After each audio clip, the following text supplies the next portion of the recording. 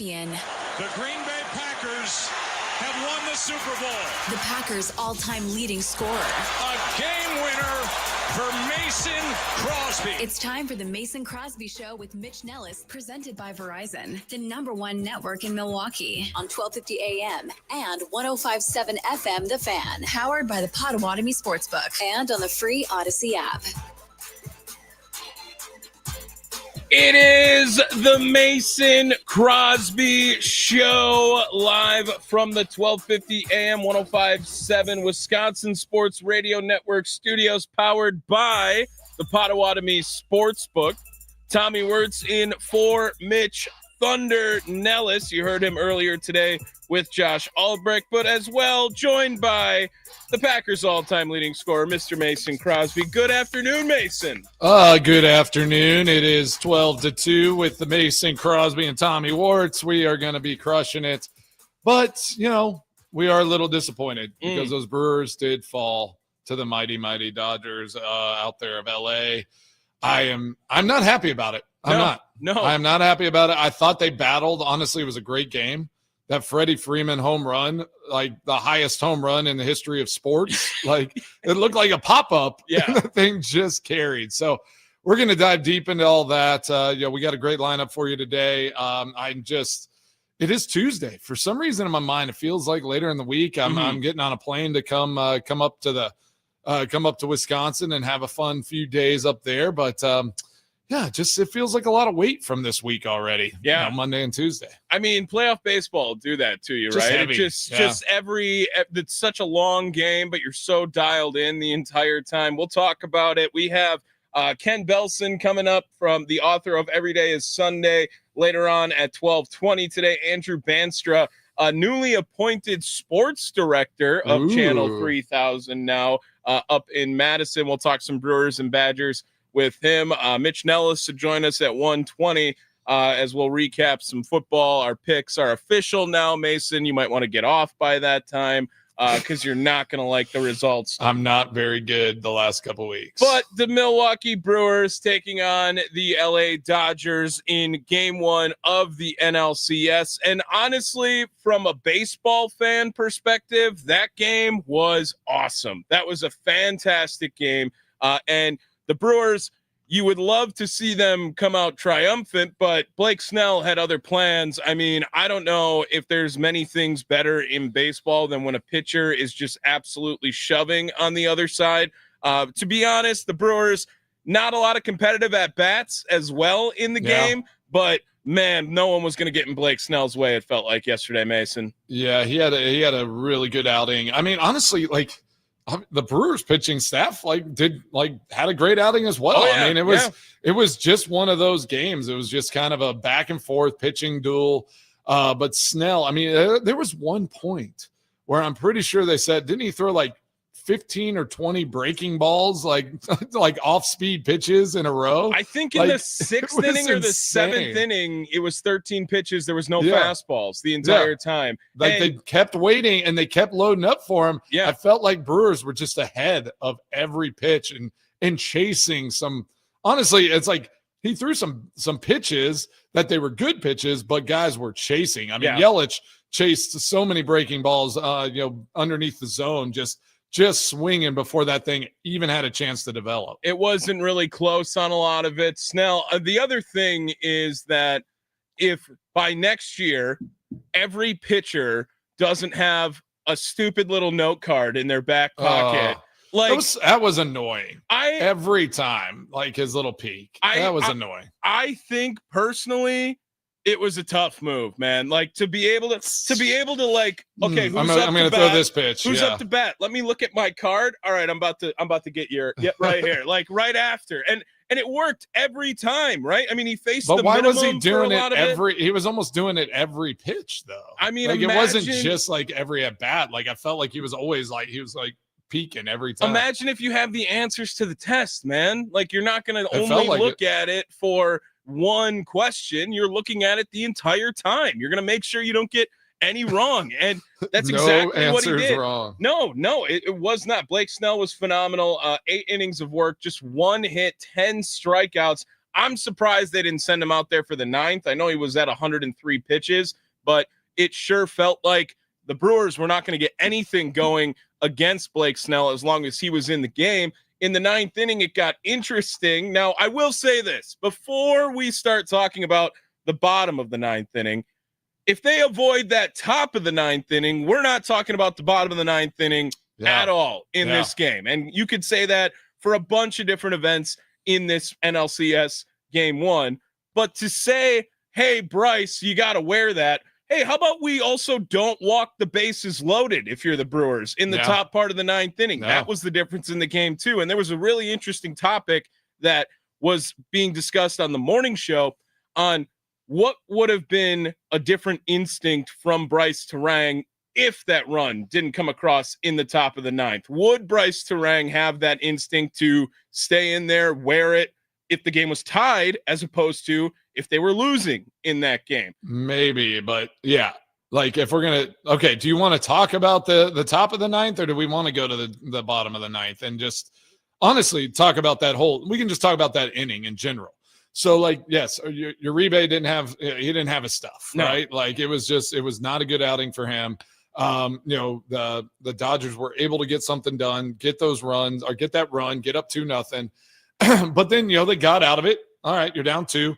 You have everything in front of you. And the Brewers did exactly what they needed to do. Like you couldn't have asked for a better ending, right? Like it's this is what the Brewers do.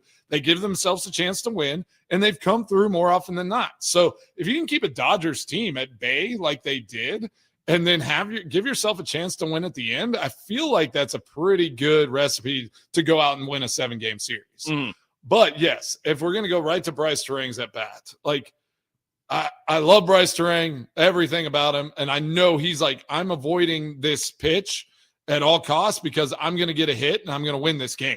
I'm going to hit a double and we're going to get 2 runs in and this thing's over, right? With the bases loaded. But I mean, that thing, he had to really get out of the way. Like I'm like, I was talking to Nolan and one of his buddies. I was driving him to school this morning, and his buddy plays a lot of baseball. And I was just like, hey, did you watch that game last night? What do you think, Bryce? So he's like, he's got to take that thing on the shin. Yeah. He's just gotta wear it. You just got to take it. Just get that tying run in and then let the chips fall where they may. It is the Mason Crosby Show. We are presented by Verizon, the official 5G network of the Green Bay Packers. Here is Bryce Terang on those final 2 pitches of the 9th inning yesterday. It sucks. It is what it is. Natural reaction to kind of get out of the way. And there's nothing I could do. I can't go back. And then I was looking up at the top of the zone for the sinker sweeper that he's throwing, and he threw me a 4-seam, and it took off. So, it is what it is. That audio courtesy of CBS 58. Mason, you feel for him because you know how easy that could have been for him if it does just get hit. But again, you're going to wear a 85 mile an hour sweeper to the kneecap. Like that's going to mess you up, and I'm not saying that it wasn't the right move for Bryce Terang to take that pitch, but I understand your reaction on why you don't take that pitch in the moment too. Yeah, I mean, I think they said it in the game. It's like a fight or flight type of thing, and it's like natural. It's just a natural instinct.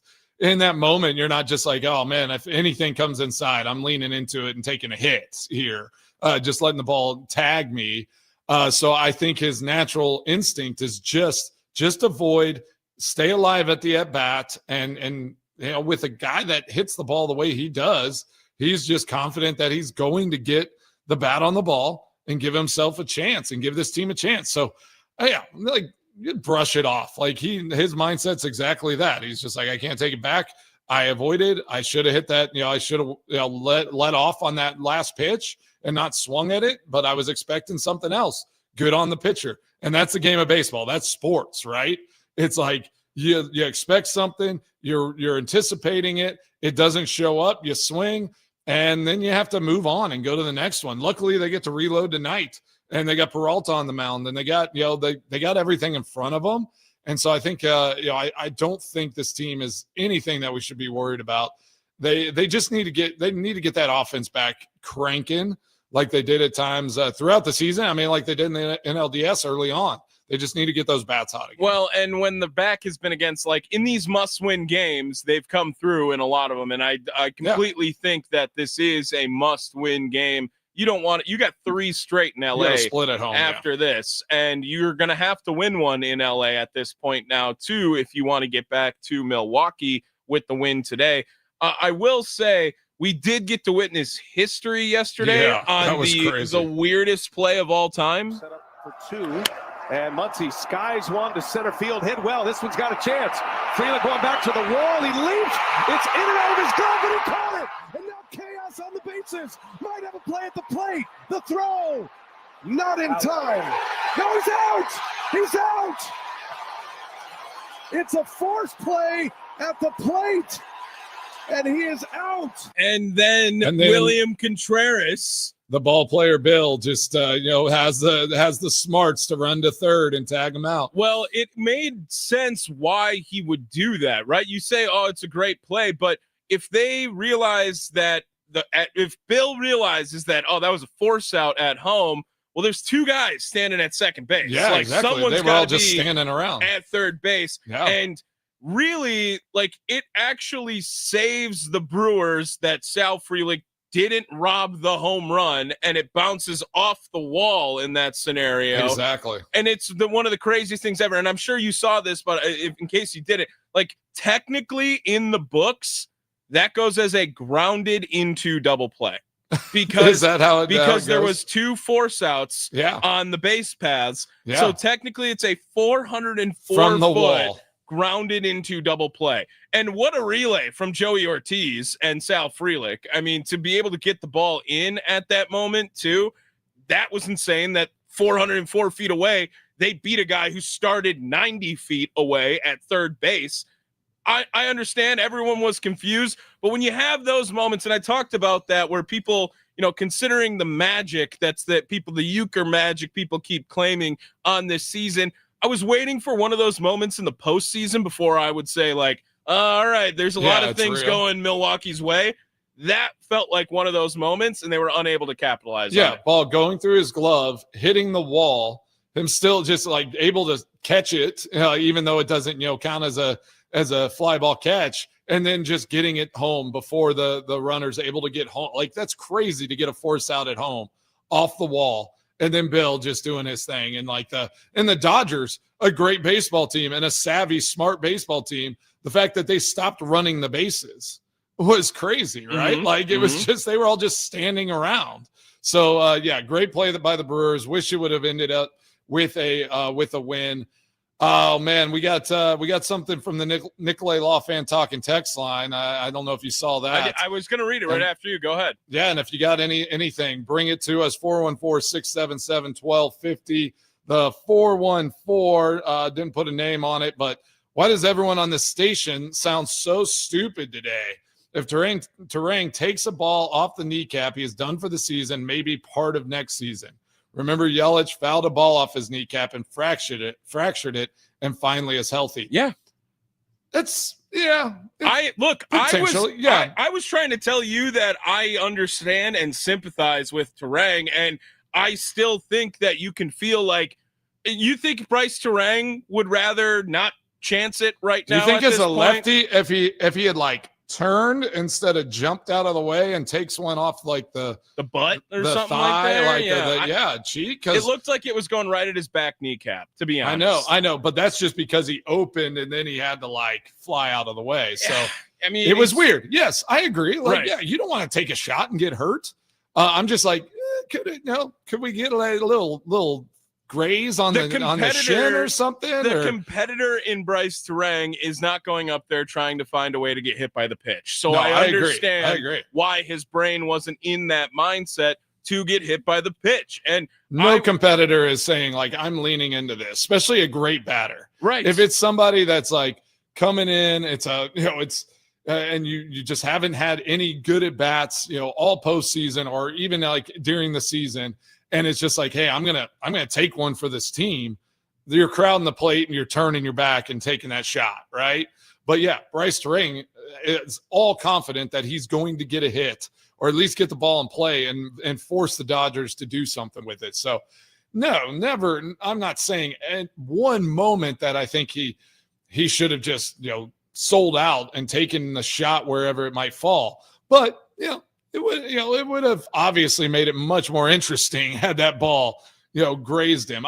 Because the Dodgers had one earlier where the ball like grazed off of someone's like thigh or knee, and it didn't even really look like it hit him. After they showed it again, I was like, did that actually hit him? He just kind of like turned and started running to first before he even like let the umpire give a direct call. So I don't know. It's one of those where I think you lose 2-1 to a really good Dodgers team, with a great pitcher that just was dealing all game. Like, you take that with a grain of salt and you say, like, all right, we're going to come back tonight. We're going to get those bats hot. We're going to keep playing great defense, and we're going to find a way to score some more runs. You're also going to have to find a way to keep this guy in the lineup. He's in a big spot. Here's the 3-2, and Bowers into center field. That ball's hit well. Pages can't get it, and it bounces up and out. That'll be an automatic double. Jake Bowers, man. I mean, I'm so glad. I thought that one was gone, Dude. too, when it came off. I thought it was gone. Anywhere but right in center field might have a chance. He had it. He pieced it, man. He continues to perform in games where, unfortunately, the Brewers don't come out successful or win in the game. But you have to find a way to keep his bat in the lineup at this point. Yeah, he's hot right now. I don't know where you put him, because I think some of the decisions that you could do for the game basis, like, they're not going to take Yelich out, but you could put Jake Bowers or Andrew Vaughn at DH, and it would probably make sense. Yeah, you could put him in left field. Isaac Collins, while he made some fantastic defensive plays, his at-bats were some of the least competitive at-bats I had seen all day. He had the two how check about a swing, potential no. How about a potential disaster with him and Frelick? That's on Frelick, don't you think? I mean, he was coming from way over from center field. I mean, Collins had to just shift to his left to catch that fly ball. Look, Sal Frelick is the Gold Glover in center field. If he wants the ball, he catches the ball. This is Kelly Leak Bad News Bears. Like, it was close. You want to catch it, you get it. Shortstop gets it in the infield if he wants it. You get it when you want it, huh? When you want it. Like, who else do you trust to catch a ball more than Sal Frelick on this team? No, I agree. Relax. I mean, yeah. Just trying to look out. No, for my we got boys. some stuff going on like that last at bat, and let's see, we got guys that's instinct. Everyone would move when it's at their legs. At the ribs, he turns and wears it, I believe. Kurt and Wausau. Yeah, I mean, yeah, we were saying that. I think it just how that ball was pitched. It turned a lot, and he was already opened up, and so yeah, his instinct was just to move that back leg out of the way, which again, total instinct. Guy's of a competitor. He's a gamer. He had no doubt he was going to get a hit. But I love that. Bryce needed to channel his inner Roger Dorn. Just lean into that thing and take a shot and then shimmy off the pitch. But yeah, I don't know. But we do have to give credit to this Brewers team. That bottom of the ninth. I mean, those at bats with Yelich and Contreras. I mean, what great at bats to get those walks. I mean, those guys grinded to get out there. And I loved it when Bill's running to first after he's walked. He's like, looks to Terang and he's like openly excited. Cause in his mind, he's like, Terang's getting at least one run home. Yeah. This game's going to be tied and we might be going to extra innings. It didn't happen, but I know a guy like Bryce Terang is going to be looking at that and he's going to be like, all right, I'm locked in. I'm going to get it done. I would expect a 3-hit night from a guy like Bryce Terang tonight. He's due for one to go big tonight. Yeah, I'm right there with you. Make sure you guys tune in as we are going to be live from from Camp Bar today. Where are you? Where are you going? You're everywhere today. That'll be from 5 to 7. Thanks to our good friends over at Sun Cruiser Vodka Iced Tea.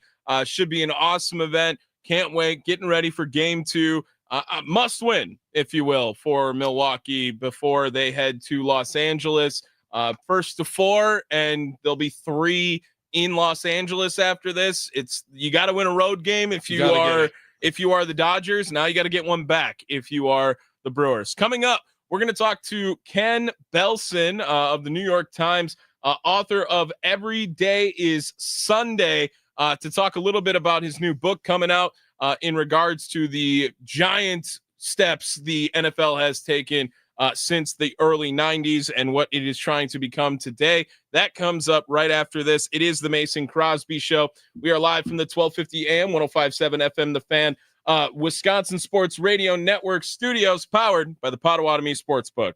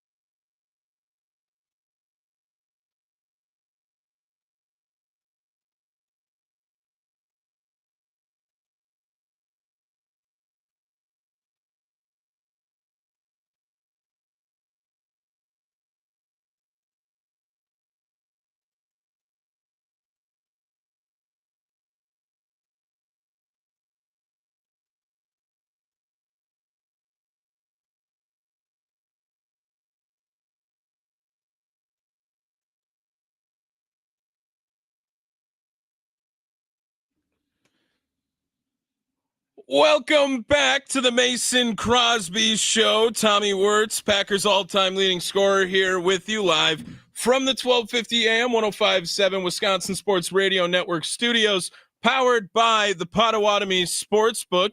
Exciting guests coming up here, Mason. We got this series here. Every day is Sunday. How Jerry Jones, Robert Kraft, and Roger Goodell turned the NFL into a cultural and economic juggernaut. And joining us now on the Fan Guest Hotline, powered by Gruber Law, the author, Ken Belson, formerly of the New York Times, writing his own book here now too. Ken, how are we doing today?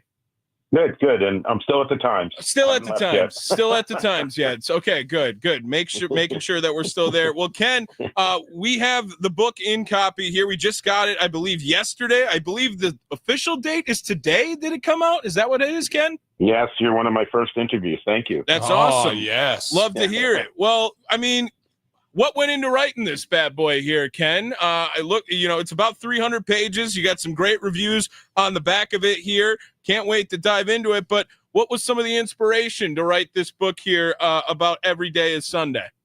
Well, I covered the league as a business for more than a dozen years, including visiting Lambeau quite a few times. In fact, Mason, I've interviewed you at your locker when you were a union rep at the end of your time in Green Bay. That's right. When I heard your name, I recognized it right away. Well, thank you. I mean, look, you can't deny that whatever you say about your favorite team or the price of tickets and beer, the NFL has been a tremendous growth industry, if you want to call it that. Under Paul Tagliabue, the league revenue doubled. Under Roger Goodell, it's already tripled. So, just as a business story, as a business writer, like you can't deny that's a storyline. And then, of course, getting a front row seat to it, being able to go to the Super Bowl, speaking to owners and presidents like Mark Murphy over the years, you can see that this didn't happen by accident. These guys had a kind of, or still have a vision for how to make it a sort of must-see TV. And there's a line in the book about Roger Goodell. He doesn't see the NBA as competition. He wants to be like Disney and the Vatican. He wants to be a media company that's an American institution. And pretty much that's what they're doing. I mean, if you think about the title of the book, Every Day is Sunday, that's where we are now. I was going to hit on that right away. I thought that was so fascinating where you wrote in your book and in your kind of intro that they are not trying to compete against the other sports leagues. They're competing against Apple and Google and Disney and like creating this whole juggernaut.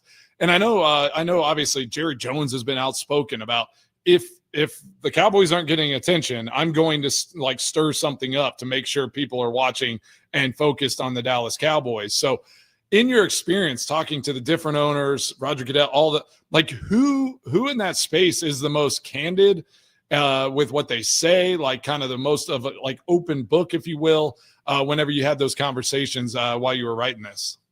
Well, Jerry certainly is towards the top of the list because Jerry's completely unafraid. Like he has the thickest skin of any owner out there. He takes the hits. He's still the GM, I suppose, to the consternation of some Cowboys fans.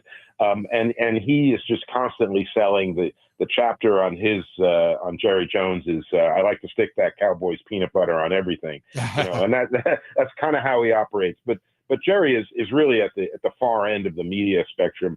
But there's a bunch of younger owners. I say younger, it's all relative. Jerry's in his 80s. Shad Khan down in Jacksonville is very thoughtful. Clark Hunt in Kansas City, also very thoughtful. They're not looking for headlines, but boy, they are smart people and doing things behind the scenes that maybe the average fan doesn't see because they're just looking at W's and L's. And Jeffrey Lurie to a certain degree in Philadelphia. And David Tepper, even in North Carolina. Again, the team's not doing well, but these are really smart people, and they know they have a really big asset. David Tepper bought his team, the Panthers, for $2.2 billion. It's now worth $6.4. It's a good deal. And he hasn't even been to the playoffs, hasn't even had a winning record. So that tells you the business of the league is going very well. Yeah, that's how I kind of look at it now. And we talk about business of sports a lot on our show, Ken. And it's hard to say that the NFL is even a business at this point. Like it is just this media conglomerate of all things where it's just like if they put it out there, people are going to consume, and you are just writing checks to teams for $400 million at the end of the year, regardless of what they do during the season, which is fascinating in its own right. So on that side of who's the most candid, who's the most open of the ownership group, who in like your experience, like has not stepped in and doesn't get it? Are there any owners that just aren't getting it, of what this is and moving in that right direction? Sounds like there's a couple with that laugh. There, exactly. Yeah. I know that's a tough one. I don't want you to, throw anyone under the bus, but you can give us you can give us some tidbits. Yeah, I'll say that there's like a third of and this is true in general, and Mark Murphy was definitely part of this first group. There's a group of owners, let's say about a dozen, maybe 10. They're like super involved, not just with their teams, but in league business, with talking to the networks, negotiating contracts. Jerry Jones and Robert Kraft are clearly in that group. Mark Murphy was very involved in player safety. And then you got like about another sort of third of the owners who are kind of involved, but not fully involved. And then you got another third that really aren't engaged. Mike Brown down in Cincinnati, he gives one interview a year. And his daughter, Katie, does most of the stuff. Stan Kroenke is kind of engaged, but you don't really see him out front on stuff. He's certainly a smart businessman, but you don't see him in a leadership role. You're seeing new owners like Jed York or younger owners, I should say, take a more of a role. Paul Allen up in Seattle all those years, boy, I tell you, he was the wealthiest owner, and he appeared at like 2 owners meetings, Interesting. So, there were guys behind the curtain that just delegated. I'm not saying Paul didn't care about his asset, but he certainly wasn't involved from an ownership point of view. And then, like Terry Pagula is an owner up in Buffalo, not very active on a lot of committees, ownership committees, obviously very focused on his stadium.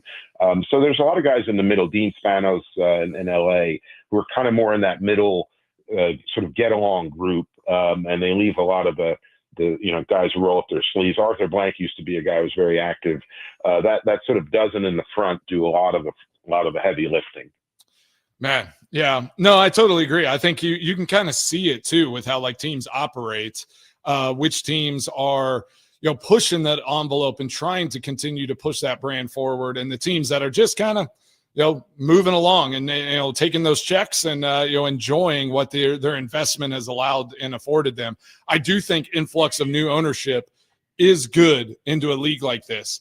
Getting rid of some of the old guard in a sense on some of these teams being sold and turned over has really shown that, like, especially in some of the player forward, negotiations and things like that, it's showing that they understand what this is. And now we got to push the players to the front and say, like, this is a product that we can sell on a regular basis and get the media stuff just going at such a high rate. So I find all this really fascinating. Tommy and I talk about this all the time. Yeah. Tommy, you got any other questions? Yeah, Ken, I wanted to ask about, like, if you're interviewing a guy like Jerry Jones, who wants to be America's team, self-proclaimed on a lot of this, and the direction of the NFL heading to the international market, like every week there's a game at 8:00 in the morning now on Sunday, and I have no idea where they are, but it used to be 1, maybe 2 games a year, and they would send Jacksonville because no one wanted to watch them here. But now, like, every team is going in that direction of the international game and growing this game. Like, that's how you get to the levels of Apple and Google, right? On a Goodell standpoint. So I wanted to know what the role of international play and the market, what they've been trying to do on the international market side played into this book here a little bit too, Ken. Well, a couple of things. One is the NFL had a bunch of leagues in Europe just before Mason got in the league in the 1990s and early 2000s. And it didn't really work. It was a development league. It was spring football. I think the fans knew it wasn't real. You have to bring regular season games. Otherwise, the fans will see it just as a one-off kind of spectacle.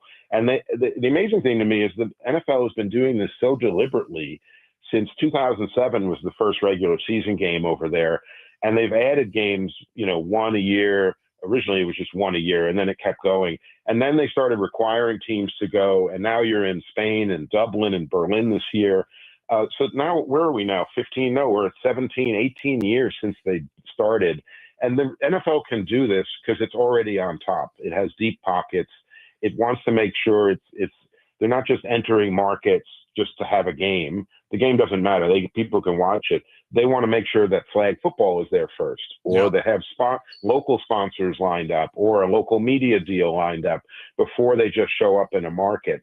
And so that they have the money in front of the game as opposed to playing the game and hoping they sign deals. Kansas City Chiefs have been very active.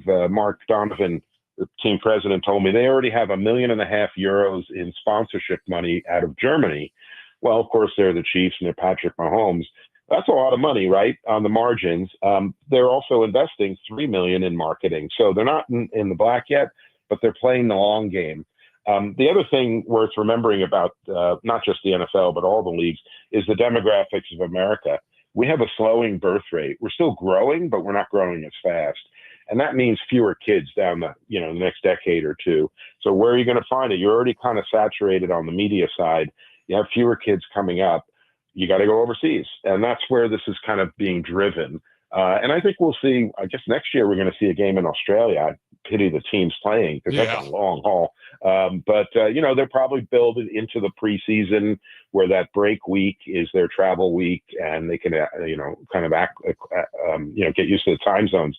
But, this is very much a long play. They're not making a ton of money at it right now, but I know the NFL is thinking long term. They'll figure it out.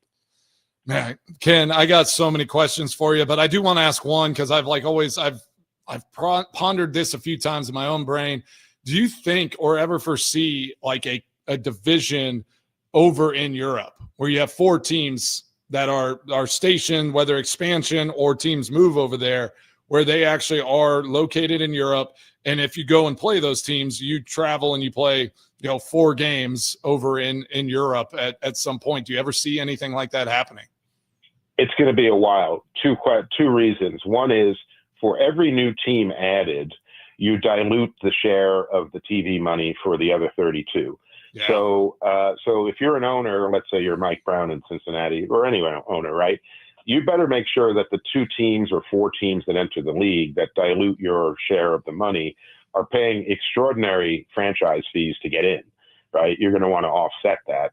And you're going to want to make sure that the markets they go in, whether it's England, Germany, Spain, and France, for example, are generating enough TV money, again, to share amongst now 36 teams. So there's a basic math question of what is the value of these franchises. London, sure, you could probably get $8-10 billion for a new franchise. I don't know. There's people in Europe who would buy one. Can you really get that money in Amsterdam or Paris or some other place? So that's like the financial math of it. The other is one that you lived in. How do you get the talent, right? Mm-hmm. So your middle linebacker gets injured on Sunday. Where do you get the players to do a tryout to get a replacement? Good point. So you're going to need like a pool of players. I mean, heck, I flew with the Seahawks to a game in London in 2018. 2/3 of the players did not have a passport. Yeah. When they came to training camp. So they had to, I mean, how are you going to find a 23-year-old backup linebacker somewhere in Arizona training to get over to London to work out for even just to work out, let alone sign? So there's like a lot of logistical questions. And when I asked Clark Hunt about, when are we going to get a team in Europe, he said, when we get supersonic travel back. And he wasn't joking. He was sort of saying like, it's 6 hours from New York to London now, but what if you're on the West Coast, right? Or you're in Germany an hour. So if you can shrink that to a 3 or 4 hour flight, then maybe you can make it work. Awesome. We got Ken Belson, the author of Every Day is Sunday, on the Mason Crosby Show here. Before I let you go, I do want to ask about I'm going to give my thought on something. Like, it would be really cool because whenever we played over there, we stayed outside of London at the Grove Resort. Yep. And they had a whole facility built, an academy for training up and bringing American football to people in England. So you can come there, stay at the hotel, do training. They're trying to develop it there. What would be really cool is if they built a team, an academy team that at some point played like a preseason game against an actual NFL team, where it's like that is the way you have to homegrown like talent there in those European towns. That's the only way I could see it happening. But my last question to you, Mark Murphy, you mentioned him a couple times. Was he like de facto kind of spokesperson for finance of like the NFL and things like that, because the Packers have the open books, they're publicly owned team and don't have everything the same as all the other ownership groups? Did you find Mark Murphy kind of became the de facto lean-in guy whenever things we're talking about on like the finance side of the business or health and safety and things like that? Is that how you viewed him? Yeah, I mean, I said, the Packers release their financials, so Mark couldn't duck it. But I have to say, and I just thoroughly enjoyed getting to know Mark because he has one of the most unique resumes in sports. Yeah. A Super Bowl winning player, a former union official who was at the bargaining table with Gene Upshaw back in the 80s, a lawyer, an MBA, a holder of an MBA, a former athletic director. He just had a great worldview, and he is the most understated person you would ever meet. And so, I love talking to Mark because he could just straight up tell you, like, well, I can't hide the fact that this is happening because here we are, we represent it. And so he fit, in my mind, fit the way the Packers as an organization should be represented. He was very self-effacing, had a good dry sense of humor, but he was somebody, and I think, frankly, Roger Goodell really leaned on him because if you think of the Packers, you think of Jerry as, would you say before, America's team. The Packers are kind of middle America's team, right? So he had a good sensibility for where the fans were, and I think he was very trusted. I know Ed Policy's very good, but Mark will be hard to replace. Yeah, for sure. Hear that, Chicago, middle America's team. That's the Green Bay Packers. Thank you. Every day is Sunday. Ken Belson, make sure you guys go check it out. Where can you grab the book, Ken? Amazon, Barnes & Noble, any of your local bookstores. It's out today, so dig in. Perfect. Awesome. Can't wait to read it. Tof so much, Ken. Have a good rest of your day. We'll have to catch up again soon. Anytime. There Thanks he so is. much. Ken Belson, New York Times, author of Every Day is Sunday. That he should have been at 120. It sounds like he should have been at 120. That was the business of sports. We should have gone at 120. That was our business ethics 120. Andrew Brandt, whatever hour, if you want to call it there. Let's come back on the other side, take a quick break, maybe wrap things up with some Brewer talk. It is the Mason Crosby Show. We are presented by Verizon, the official 5G network of the Green Bay Packers.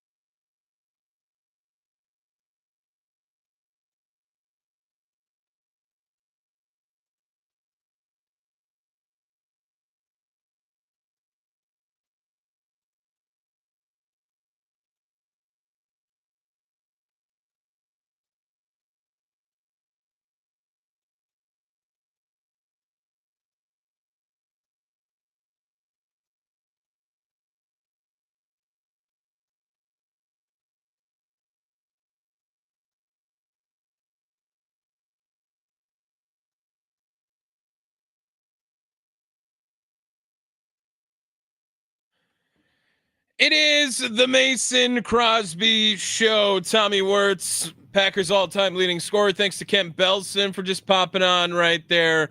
So no, there's not going to be an international division for a long time in our lifetime, probably at all, Mason. I'm sorry. Yeah, no, not going to happen. I think, like I said, I think they could develop an academy team that overseas with some of these European talent and just have them play some exhibition games. But yeah, I don't see it. I don't see it happening. He had a great point. That's something you don't always think about.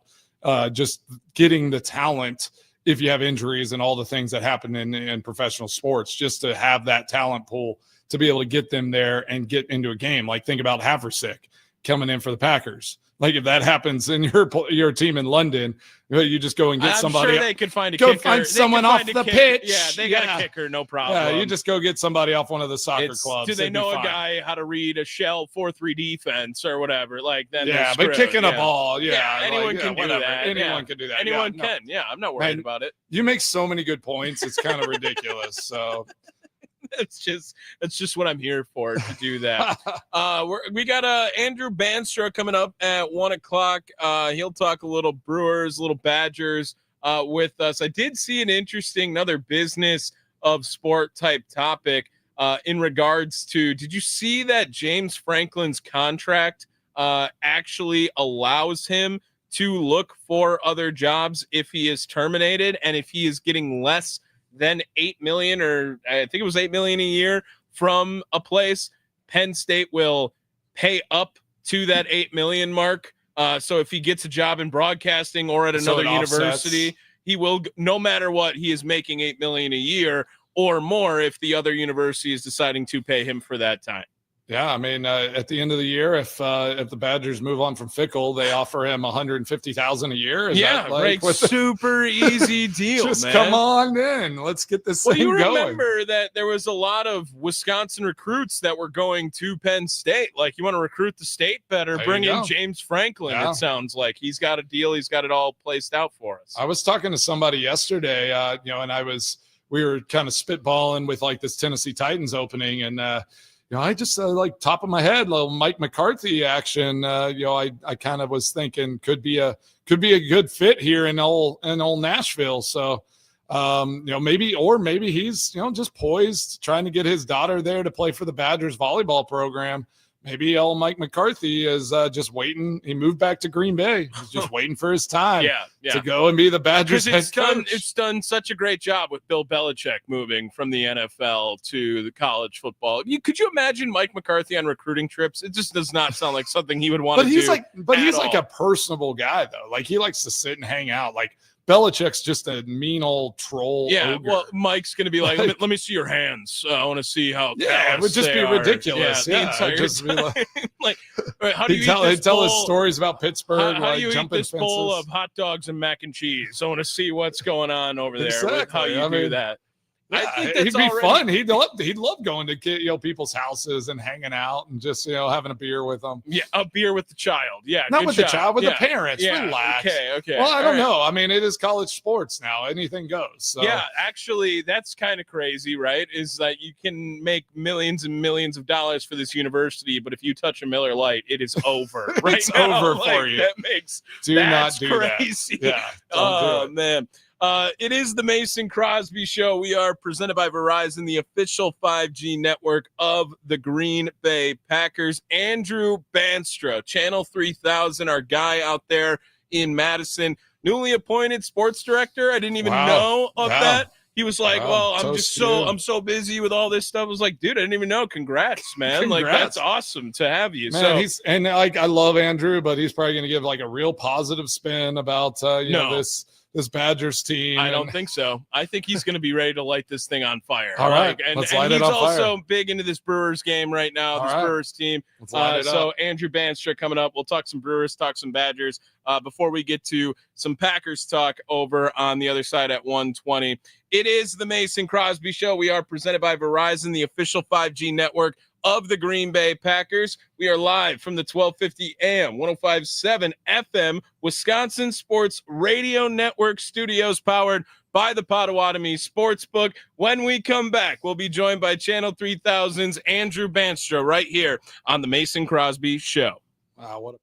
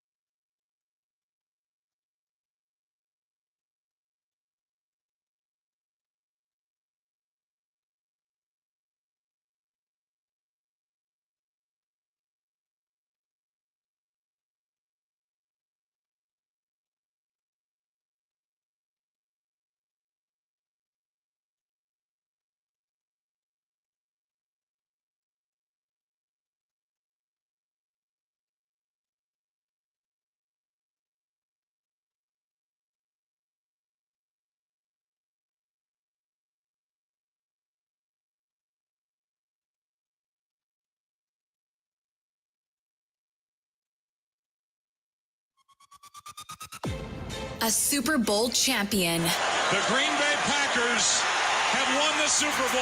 The Packers' all-time leading scorer. A game winner for Mason Crosby. It's time for the Mason Crosby Show with Mitch Nellis, presented by Verizon, the #1 network in Milwaukee, on 1250 AM and 1057 FM The Fan, powered by the Potawatomi Sportsbook, and on the free Odyssey app. 414 texter, if we hire McCarthy, we still won't have a run game. Whoa! Sorry. It is the Mason Crosby Show. Tommy Wirtz in for Mitch Thunder Nellis, Packers all-time leading scorer. Hour number 2 of the Mason Crosby Show. And joining us now on the fan guest hotline, powered by Gruber Law, and the newly promoted, I don't know the terminology, sports director of Channel 3000 in Madison, Mr. Andrew Bandstra. How we doing, Andrew? Thanks for making the time, Andrew. Thank you. Yeah, of course. Thank you, guys. That was not an introduction I was expecting, so I appreciate it. But always awesome to come talk with you guys, and obviously couldn't ask for a bigger and more exciting day than this one. Yeah, I know. It's been, the Brewers, the NLCS has been awesome, and everyone excited around Milwaukee right now for the team. And yesterday, they come out a little flat. The pitching looks like it's there, but the bats don't get anything going until the 9th inning there, Andrew. Yeah, and of course, Blake Snell had a historic performance, and, you're going to get that against a roster that's stacked and as high paid as the Dodgers are. But tonight you're going against a guy in Yoshinobu Yamamoto that obviously is super good, a Cy Young candidate, maybe just going to go on and win it. But I've got an interesting stat for you guys on Yoshinobu Yamamoto. Okay. So he was obviously exceptionally good this year, went 6 innings in almost every start. In fact, he made it at least 5 innings in all but 3 of his starts. But in only 1 start did he not make it out of the first inning, and that was against the Brewers. It was on July 7th, as my dog, I need to tell him to get out of here, and I apologize for that. Go, buddy. He, back on July 7th, only lasted 2/3 of an inning against the Brewers. He allowed a total of 4 hits, 5 runs, 2 walks against the Brewers. Easily his worst start of the season. So if there's one team that he's going to struggle against, it's clearly the Brew Crew, and they got the momentum at the end of that game last night, something William Contreras said after the game was pretty important. Yeah, I totally agree. I mean, it is wild just how certain pitchers just kind of have teams' numbers. And I mean, obviously the Dodgers knew what they were doing. Snell just came out dealing. And again, Brewers hung in there, like a weird home run by Freeman. Gets them to 1-0, and then that the top of the 9th was just kind of a weird inning in itself. But the Brewers had everything right in front of them to go and either tie or win that game, and that's all you can ask for, right? Is against a really good team like that. Obviously, the Brewers expect to win games and be on top, but I think they're poised to kind of break out against this Dodgers team. They've played against them really well all season. I'm really excited to see Peralta. What do you think? What do you think Peralta needs to do tonight for this fan base, for this team to feel like, all right, he got the job done. He did what he needed to do. Yeah, I think that when it comes to Peralta, oftentimes, I don't think we put it in the grand scheme of things of how good he is in terms of the all-time best pitchers for the Brewers ever. But I think if he really wants to solidify himself as that, he goes out and has a huge performance tonight. Obviously, he, in his first start, game 1 against the Cubs in the NLCS or the NLDS, he lets up the home run right away, settles in. His last start struggles a little bit more. I think he needs to come out and show why he is one of the best pitchers in baseball, especially when you've got a guy on the other side in Yamamoto that the Brewers have a chance to maybe jump on early. So I think that would set the tone. And to your point, Mason, I mean, if Bryce Terang ends up not flinching and gets hit by that pitch, or, Abner Uribe doesn't walk in that insurance run, we're looking at a completely different game. So yeah. They're right there. There's no reason to think this is David versus Goliath. No, I completely agree. I think it's a very, honestly, it's I think the Brewers, whenever I just look at them and thinking about the season they had and watching that Dodgers team last night, it's they're just really good all around. Like there's not anything that like just stood out to me where it's like, oh man, like this is going to be a tough task for this Brewers team to get it done. So, and I think their recency, like their how they've played against the Dodgers obviously helps as well. They can go out to LA. They know they can win out there. It's going to be a more hostile environment than the regular season. But like Tommy mentioned earlier, and I agree with him. Not sure I'm like right on the same page, but do you feel like tonight is a must win because you're going to have to go to LA and at least take a game there in order to get back home with a chance to win this thing outright? Yeah, I think with this Brewers team, they've showed us that I guess nothing is impossible. So I wouldn't say it's a must win considering they go 28-4 after trading for Andrew Vaughn, which is outrageous. But I would almost put it as close to a must win as you can get because the Dodgers, as much success as Milwaukee had against them this year, are built for the postseason. And you take that series back to LA and who knows what happens. So I wouldn't necessarily call it a must win, but it's about as close as it gets because no matter who you're playing, it's just such a hairy situation to go to their place down 2 games. Andrew Bandstra, Channel 3000 in Madison, joining us here on the Mason Crosby Show. What about the offense? Don't forget sports director. The newest top dog sports director of Channel 3000 in Madison, joining us here. What about the offense? They didn't do much in Game 1 against the NLCS, and really Brewer ball was kind of absent in Game 5 too because they hit homers in that game. Yeah. 3 solo homers are the difference. The way of manufacturing a run, a lot harder to do in the postseason right now. Andrew, does that concern you at all for this Brewers team against the Dodgers? Yeah, it kind of does because in some ways, they kind of talked about that woodpecker theory throughout the season where they're kind of like a woodpecker and they just keep chopping or, biting or whatever a woodpecker does, pecking on the tree until it eventually falls. And like you said, in the postseason, those opportunities just don't come around as often. So yeah, if you're going to hit the home run ball, good things will happen. But, you want a game ideally like Game 1 of the NLDS where you're getting the home runs, you're getting the timely hits, you're getting everything. So I mean, honestly, they're just going to have to get it done in whatever way it comes. To me, it comes back to a guy in Yelich who obviously is fantastic, obviously has been a cornerstone in turning around this franchise, but hasn't shown up as much this postseason. And to me, that's a guy that needs to do that. Guys like Contreras and Turang and Vaughn have had their moments, but Yelich is a guy in a maybe the most important game, if we're going to call this a must-win, maybe the most important game in Yelich's tenure as a Brewer could be tonight. If he could step up, I mean, talk about a legacy-making game, this would be one of those. Have they already released the lineup for this game? Not yet. I don't believe the lineup. How do you foresee it going against Yamamoto? Who do you think leads off for this team on the offensive side, and kind of how do you think this lineup stacks up there? Yeah, he's more susceptible to right-handed hitters, so I would go with Churio to lead off. I think maybe you move Yelich back to the 4 or the 5, but honestly, wherever you put him, I think it's it just feels like he's kind of on the precipice of that moment that we've been waiting for in Yelich, and I think you keep Vaughn right in the mix. Bauer seems to be a guy that you maybe keep on the bench and put in as a pinch hitter. But if you want my real opinion, you put him in the starting lineup because he's been a guy that has been really one of the only spark plugs for this team throughout the entire postseason. And to be totally honest, the first time that Pat Murphy put him in the lineup in, I think, Game 4 of the NLDS, I was like, what? Why Jake? But I was completely wrong. Jake Bauers has been the guy for the Brewers when they've needed him most. And I think it makes sense to at the very least, DH him.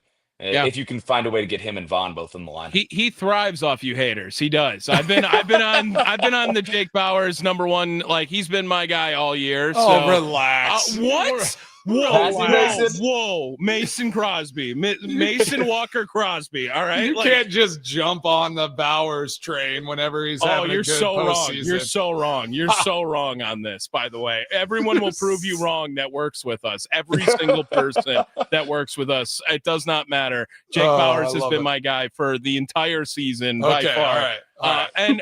Maybe not as much as Bryce. I've been looking out for Bryce all the way. I guess I just, with like your love of Bryce Durang, I just didn't know that there was enough a room for anyone else. He's a stud. Yeah, he's a stud. He's one of the best second basemen, if not the best second baseman in Major League Baseball right now. Well, Andrew, how do you foresee the rest of this going? Does Milwaukee still got a shot? Are you feeling a little more nervous after game one? If you're looking down the road here in the NLCS, what are the chances that you're giving Milwaukee to come out on top? Yeah, I mean, obviously they're down a game, so it's harder to put it at 50-50. But honestly, I think it's right there at 40-45. I mean, I don't have a problem saying that because, as I said on the TV last night, like some people might call it David versus Goliath. I would call it the best team in baseball versus the highest paid team in baseball. Like there's not – the Brewers are right there with the Dodgers, and they proved that, as you said, Mason, last night. So to me, they're right there, but it starts with getting this one tonight. And, one of the interesting things that I keep thinking about is that in the middle of the season, we were kind of talking in Madison, at least, like, it feels like the Brewers have a really, really solid starting rotation they can run with in the postseason. And clearly that has been maybe one of their downfalls in this postseason run. So when you do get Peralta on the mound, you have to take advantage. Yeah, you got to go win it. I think, I look at expectations, right? Like, and I almost think last night was a product of the Brewers trying to cut it loose and swing at everything. Yes, Snell had a great night, but he was also throwing a lot of pitches out of the zone that guys were chasing quite a bit as well. So I think they were chasing at bats. They were trying to get hits, trying to do all this. And that's a product of cutting it loose and saying, like, the Dodgers get paid a lot of money, and they get paid way more than we do. Their expectation is to go and win games, especially in the postseason. This Brewers team expects to win because they were the best team in baseball and have a really good ball club. And they just don't need to chase it though, right? Like they just need to settle in, find a way to just get good at bats. Don't go chasing pitches. I think Yamamoto is going to give them better options in that space. I mean, Snell's breaking balls and his off-speed pitches were just nasty yesterday. But yeah, I find it so fascinating. Snell's regular season salary was more than every pitcher on the Brewers NLCS lineup, which is just unbelievable. Crazy. But yeah, that is wild. But I don't want to do this, but do we want to go to the Badgers for a moment? Tommy, are you okay? Yeah, I told him Brewers and Badgers. Badgers was coming up second here. Andrew, we have way too many people that come on here to try to find the light at the end of this Badger tunnel, and I could never call you again. Just remember that if we do that, because you got to call it how it is. This is a dumpster fire, and you should not be okay with this dumpster fire right now that is the Wisconsin Badgers football program. This is just completely unacceptable. It's a team that is refusing to play the game that everyone else is playing, and now on top of it, they are worse than every other team in the Big Ten all of a sudden. Yeah, Tommy, there is no light at the end of the tunnel, to your point. Thank you. I think that ship has sailed. It has, and I think that if one good thing came out of this past weekend, it was that any fans out there, at least it felt like the fans in the stadium on Saturday, anybody that thought there was still light at the end of the tunnel, like it was almost like a light flipped where it was like, yeah, this is just not it. Because it's pathetic is what it is, honestly. And that's not a word I use lightly. I mean, it just didn't work, and it's not going to work, and it's not going to change. And honestly, it's stunning. I mean, how did they get to this point where it just keeps getting worse and worse and worse to the point where you're right? I mean, they are the worst team in the Big Ten. I mean, UCLA and Northwestern are significantly better than them. Yes. And honestly, I don't know where you go from here other than cutting ties. Yeah, I think that's where everyone wants to see this go because right now the team is averaging 6 points a game in conference play right now. The offense is nowhere. The tough, gritty, hard-nosed defense is nowhere. The team has no identity. The team has no heart. There's no buy-in. They're losing recruits now on top of it. Yeah, I saw that wide receiver. Do you know how much tickets are for Ohio State this week? Yeah, I was going to bring that up, Tommy. Do you know how much they are this week for Ohio State, Andrew? I did not look, no. You can buy a ticket for $30 to go watch the Badgers play the number one team in the country right now. Oh my goodness. At Camp Randall at 2:30, prime kickoff time for college football, and you can go watch them for $30 on the second market, on the resale market of this. This used to be a game that when I was a student, you would buy the student package and you get every home game and it's $300, but it's like, all right, I'll sell my Iowa ticket and I'll pay for everything or whatever it is from there. And now you are losing money buying tickets to go watch this Badger team play. The tickets for Illinois on the second to last game of the season as low as $17. Another ranked team coming to Camp Randall, and everyone trying to get off of this dumpster fire. No one wants to go see it right now. Yeah, you're totally right. And here's like a fun fact for you guys that I thought that really stunned me when I was there. And you know how crazy loud it gets in there, obviously, normally.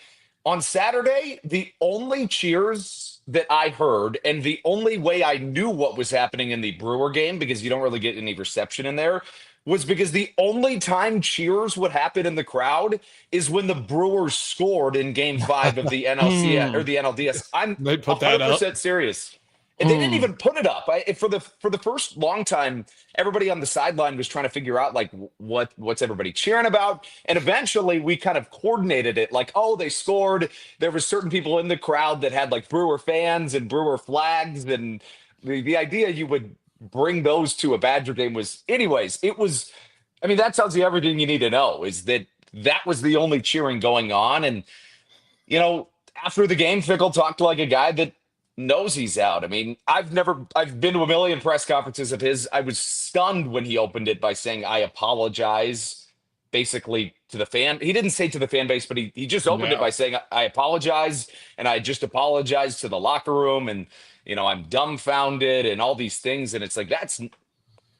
Yeah, it sounds like he's a real confident guy. That should be obviously we pile on Fickle because he's the leader of this thing and he's the head coach. But I mean, you got to look at these players. I almost feel bad for the Badgers because we know they're not like spending a ton. Like I look at other college programs and it's like, let's jump on these, these athletes and give them the I guess pressure and the criticism they deserve because they're getting paid to go out there and play. But, are these players on this team, are they just not like good enough, or is it a product more of Fickle not getting it done as a head coach? Like, what is the balance, do you think, as far as who's to blame over there in UW-Madison? Yeah, I think that both things can be said. I think when you look at the quarterback position in particular, another thing that was incredibly puzzling to me after this last game was, one of the reporters from the Journal Sentinel asked, why did you stick with Hunter Simmons when he was struggling so much? And Fickle said something to the degree of like, that's a good point you raise. I'm like, he basically said like, yeah, I'm not sure. It's like, I was like, what? Man. Like, you're down 37-0. You've done literally nothing on offense. And I mean, that to me is like, that's a good point. like, what? And that's crazy. I think back to the game where Billy Edwards had the chance to play against Maryland, his former team, and he plays the first play of the game, and then the backup Danny O'Neill comes in for a few plays, and they keep switching off. And, Billy, after like 4 plays, didn't play again. And Fickle, after the game, said, like, he hadn't done anything at game speed, and he hadn't really been hit. So when he did, like, we realized he wasn't ready. And, we haven't seen anything from him since. So there is a part of it that I do kind of feel bad for Fickle's, quarterback one woes that he's had. But honestly, the blame, in my opinion, and obviously I'm not in the locker room, but I'm following it every day and I'm there every day. I think it starts and ends with him. I think that his leadership hasn't been up to par. I think that when things are going wrong on the sidelines, and this has been something that I've noticed from day one with him, is that, he basically just lets the coordinators handle it every time something is going wrong or anytime anything's going on, and just kind of stands on the outskirts and watches. And to me, and Mason, you would have obviously a significantly better idea if that's normal or not. But to me, that's always been something that has struck me as odd, that he's never vocally in there as the one seeming to either make adjustments or give any kind of Yeah. inspiration or anything. Especially when you're trying to build something up in like his own word, where it's like we're building this program, like changing a culture and doing all that. Like you need to be heavily invested. It's like starting a business. Like you're not going to just say, "Hey, I filled out the paperwork. We filed for this business. Now I'm just going to let everyone else do the job and just put my hands up." So yeah, I totally agree. So what is the out for the Badgers for this program? Like obviously, firing him during the season's not an option financially. So after the season, does that number drop significantly? I just can't envision with how this is going that he could come back and try to lead this, this Badgers team another year. So what does that look like after the season? I think it goes down to 20 or 21 after the season, if I have that right. If not, it's the year after that. It doesn't get that much better that much sooner. I was talking to somebody the other day, and I don't know if it would actually happen, but maybe James Franklin's a guy that you float around. I don't know that he's obviously showed he can't win the huge games. Would but love to be 9-3 again. Would love to be 9-3 again. A stabilizer. Oh my gosh. Get them back to what, you know what I mean? And then figure things out. If your biggest problem was not winning the big games, that'd be a really good problem to have right now for Wisconsin. Yeah, I completely agree. Andrew Bandstra, sports director over at Channel 3000. Doctor Director. That's what DR means. You can say DR. director. Exactly. Yeah, Exactly. DR Andrew Bandstra joining us. Where can we find some of your great work? What do you got in the chamber ready to get out there, Andrew? Yeah, absolutely. As part of this new sports director role, we're hosting a show called The Wisconsin Huddle every week that airs statewide on CBS in Milwaukee too. And our guest this coming week is it's always active Wisconsin Badger athletes, but obviously it's been harder to talk about things. Yeah, exactly. So Joe Thomas is going to be our next this coming week. So that's going to be a lot of fun. Excited about that. And, men's basketball for Wisconsin is something that we can start shifting our focus to. Just watch out for a young man named Austin Rapp. I think he's going to be one of the best players, certainly in the Big Ten, if not a top 25 player in the country. He's an Australian kid, transferred in from Portland. He's 6'8", can dunk, he can shoot, he can dribble, he can basically do everything. He's one of the nicest kids you're ever going to meet. And yesterday he told me that the Badgers may be ranked 24th in the AP poll, but they're ready to show people they're a whole lot better than that. So love that. That's more exciting than the football season. That's for sure. Can't wait actually to get off of this football season. That'll be awesome. Andrew, have a good rest of your day, my friend. We'll do this again soon sometime. As always, thank you guys so much. It's always a blast. Awesome. There Appreciate he is, Andrew Bandstra, sports director, Channel 3000, joining us on the Fan Guest Hotline, powered by Gruber Law. One call, that's all. We got to get to Mitch Nellis on the other side of here. He's going to join us at 1:20 here. We are way past that 1:20 mark. That's okay, though. We got to go over some pick review, and you know what? Why not some power rankings? Like while we're at it with Mitch Nellis too. That's always his favorite. It is the Mason Crosby Show. We are presented by Verizon, the official 5G network of the Green Bay Packers.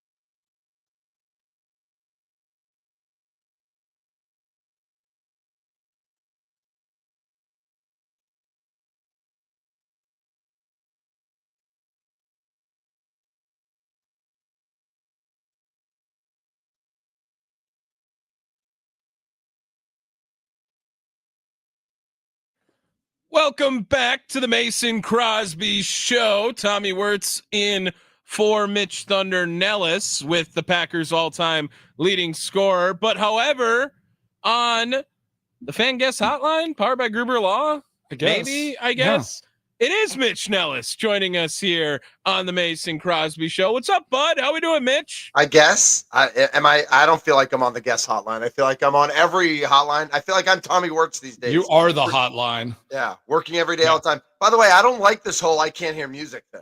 Like, I get what these YouTubers feel because I see Mason like bopping. I'm jamming and I'm like, over here. I hear nothing. Yeah, I know. That's what it is on the other side. Mitch Nellis, co-host here of the Mason Crosby Show. Been working the morning show the last couple of days, but wanted to pop on here for our pick review. I'm just going to step out for a sec. Yeah. Yeah. Mason, are you ready to go 6A to 9A? Is that like your jam? You a morning guy? It's horrible. Yeah, that sounds awful. So I will not be signing up for that one. Do you wake up by 6 o'clock on your own every day, Mason? I do. I was about to say, I would take assume... the kids. We leave like for school at like 6:45 every morning. Oh my gosh. Yeah. Really? That's ridiculous, man. I'm just a great dad. I'm a great dad. That's fine. I'm a great dad too, but I don't have to leave that early to get my kids to school. Well, I had so many late days. You have no idea. Late days. Like, it was like truancy was Tommy Truancy is what they were calling me back then because of that. Not Tommy Bowers. Oh, dude, Mitch, did you hear that? I heard. That was Relax. I heard. Boulder Dash out of his mouth. Who's the old one now? That was terrible. That was so awful. Mason's just trying to keep you honest, bro. Like, keep you on your toes. Just with testing lies. you. Don't get comfortable there, Tommy. That's my chair. Exactly. I know. I sat for the last little bit here, and I don't know why. I've just been in the sitting mood. Looking at our picks, going over just because we had to wait until Monday night. That was Bears Commanders. Like, are the Bears good all of a sudden? Is that what everyone's starting to say? Or should the Bears be taken a little more seriously? Because the Commanders, they kind of stink, to be honest, too. They might just have the sophomore slump with Jaden Daniels, boys. Yeah, I mean, I don't think the Bears are that bad. Like, I mean, Swift had a good night. I think their defense is okay.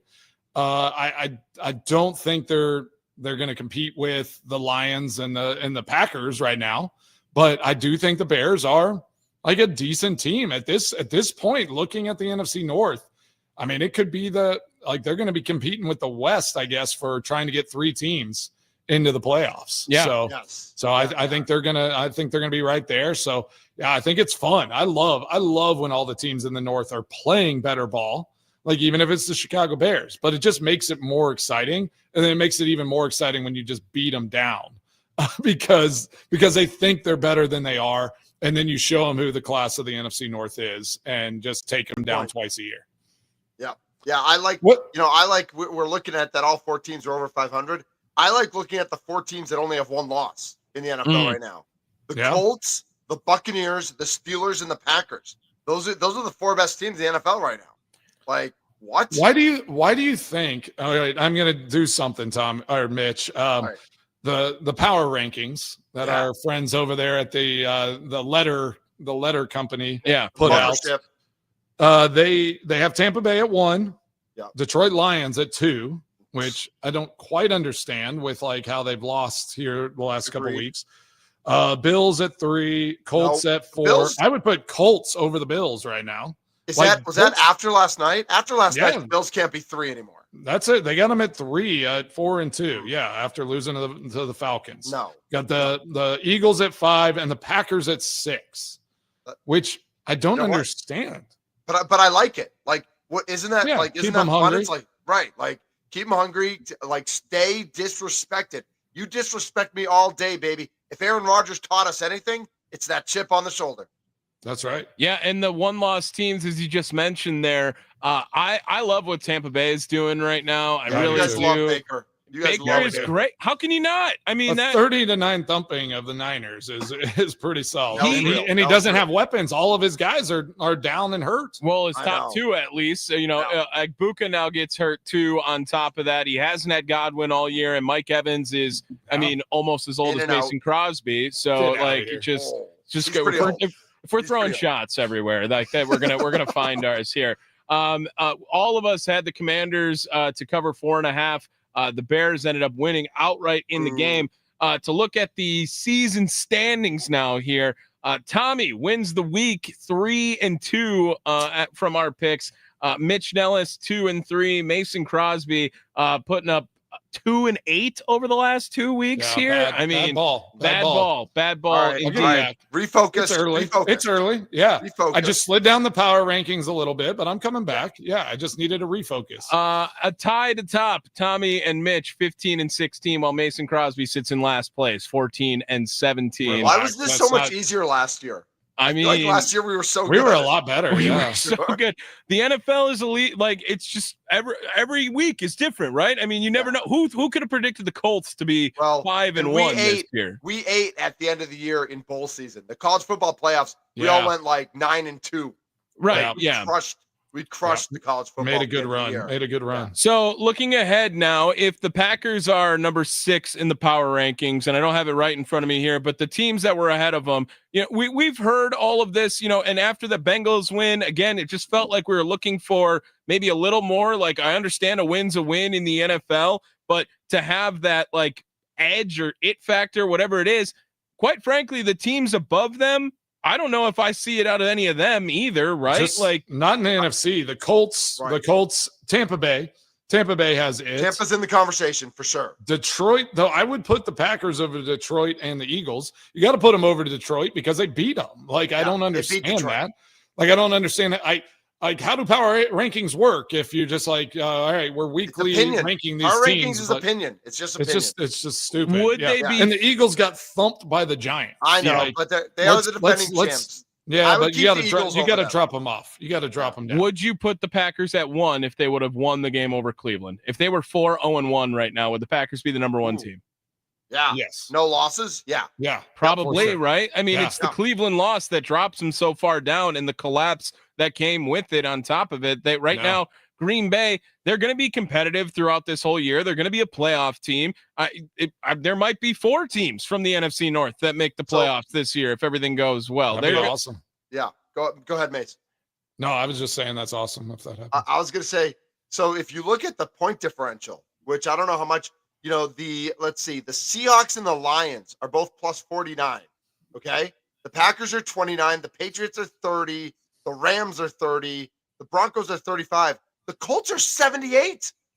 Like they are exponentially number-wise better than everyone else. Yeah. It looks like it when you watch them too. I mean, Jonathan Taylor is having a freak season. He could be offensive player of the year type player. Daniel Jones, just to do what he's been able to do. As long as he doesn't turn the ball over, right? As long as he doesn't turn the ball over, they're okay.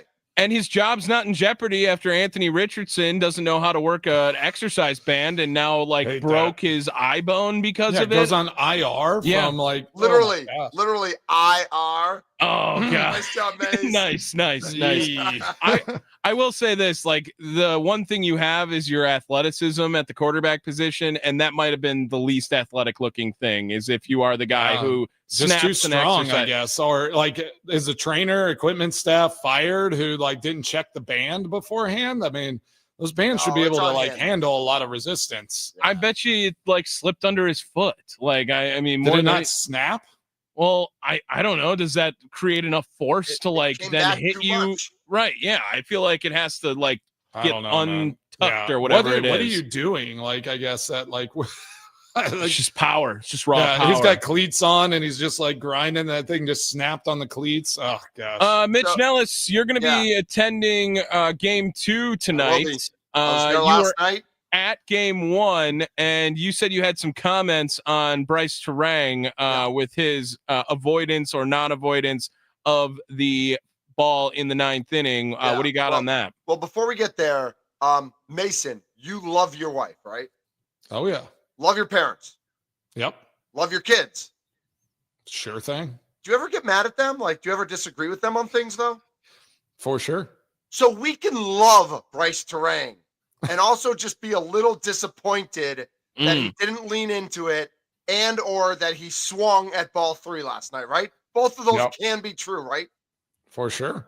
Okay. Yeah. So that's how I feel for sure. Yeah. I did a little research for the guy, because there was a guy who wrote into the Nick Law fan talking text line that he was going to break his kneecap. His kneecap was gone. One. Yes. 3.1% of hit by pitches lead to surgery. Almost all of those 3.1% are based on high velocity pitches, which a 85 mile an hour sweeper is not. And they almost all include head, face, hand, or elbow. Okay? So, this, I don't know if it's the same guy. I mean, Caleb Durbin took one right to his elbow, 100 mile an hour fastball, and just shook it off. Yes. So, yeah. I will vouch for Bryce that I do think it is instinct to get out of the way. Oh, yeah. Yeah. I wish he had leaned in. I wish he'd worn it. Like, looking back, I think he wishes he had worn it. Oh, yeah. Sure. But if you're trying to get that hit, you're trying to get that hit. But to say that, like, to come at us, and it's probably the same guy who was on the morning show with me and Josh saying, like, I didn't know what I was talking about. Like, to come at us that, like, he's going to break his kneecap if he leans into that. Man, we know ball. We are fans. You're an idiot.